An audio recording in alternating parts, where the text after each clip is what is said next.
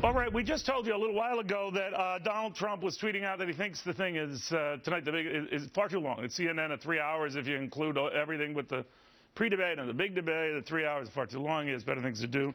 He didn't say the better things to do, but he'll show up. He'll be there.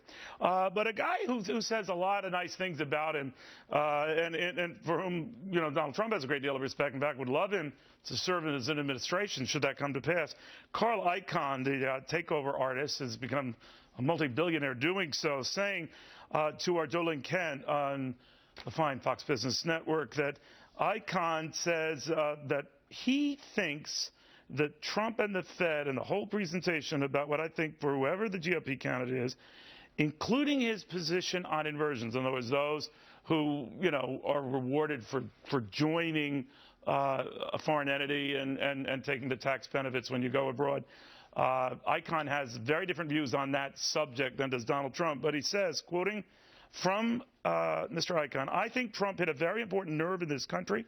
I think Donald has a lot of good things to say, but I disagree with him on other things. But I would like to see someone out of the bureaucracy of politics. I mean, the argument that he's not a politician works in his favor, not against his favor. And I agree with a lot of things he says. Certain things I don't agree. I think a lot of what he says has to be done for this country, or we're going to have problems.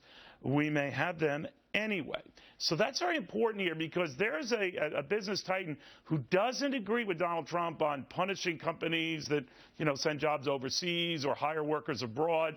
So he's not really 100% with him on all this stuff, but that he likes what he's saying about making America great, and some of his prowess on Wall Street pays off. All right. Now, another business titan in this race who you might know a little less about, but you're getting to hear a lot about her, Carly Fiorina.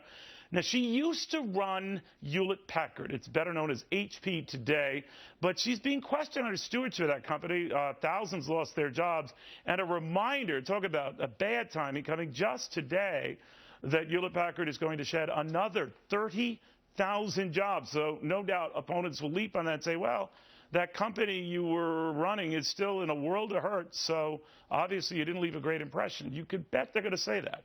She will be an influential player tonight. Timing is everything, though. We'll see. Independent Women's Forum's Sabrina Schaefer, Democratic strategist Taryn Rosencrantz on that. Taryn, and with you, begin with you. Do you think, for Carly Fiorina, this is bad news? Obviously it is for Hewlett-Packard workers, but that she could say, hey, it's been many, many years since I was at that company. It's not my fault. Yeah, it's actually very unfortunate, obviously, for the HP worker, but it's also unfortunate for her. And this has got Trump written all over it, let's be honest, and this is going to be something he's going to come after her hard on, I think. And I think it gives all of them a chance to sort of try to create themselves as these job creators and sort of frame themselves in that light, and she's going to have this sort of saddled on her, because no matter what you do, she's really intrinsically linked to HP at this point.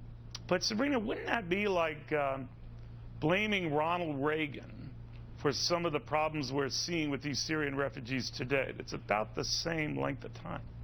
Wow, isn't that into perspective, Neil? Well, look, I think it's absolutely fair game to talk about her record at HP, but this is a woman who takes lemons and turns them into lemonade. She is no doubt going to take this opportunity tonight, which she knows is coming, I'm sure she's prepared for, as a springboard not only to talk about the successes she had at HP, but also to talk about her successes at AT&T and at Lucent Technologies.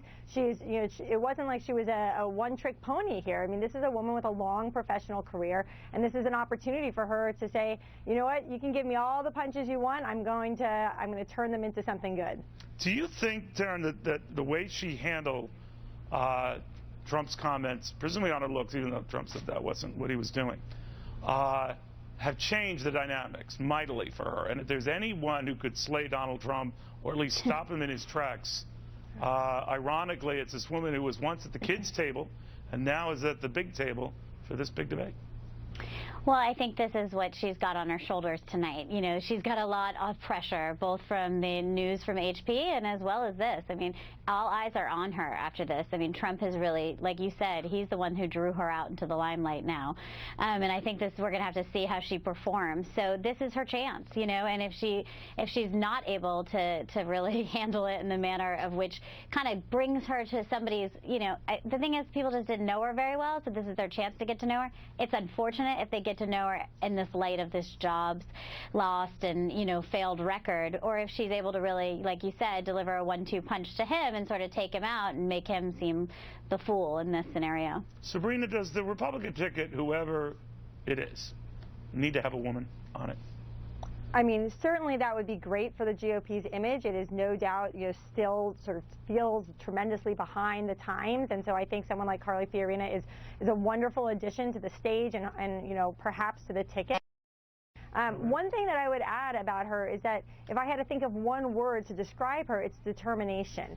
And I think that that's something that, you know, all of the candidates can learn from. I had a chance to do an event with her last year, and, you know, I was flying home that night to D.C., and she was off to 6 more states. She just doesn't stop. And no, so she I is certainly relentless. don't think, she is relentless. yeah, I don't think any of this is going to stop her. All right.